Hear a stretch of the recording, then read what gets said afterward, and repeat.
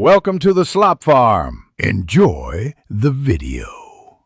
You start by confirming required tools, Git installed, and a GitHub account. Next, choose the repository to work with, create one or fork an existing repo.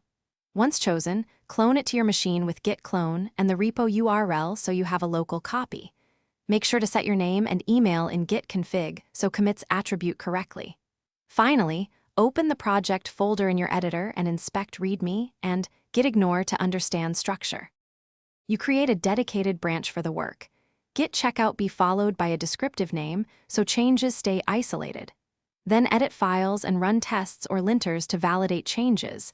Staging uses git add for specific files or git add for all. Commit often with clear messages that explain why, not just what. Once ready, pull remote updates to avoid conflicts, rebase or merge as needed, and resolve any merge issues before pushing your branch to origin. You push your branch to the remote repository and open a pull request describing the change, why it matters, and any testing performed. Request appropriate reviewers and respond to feedback with additional commits or an amended commit history if required.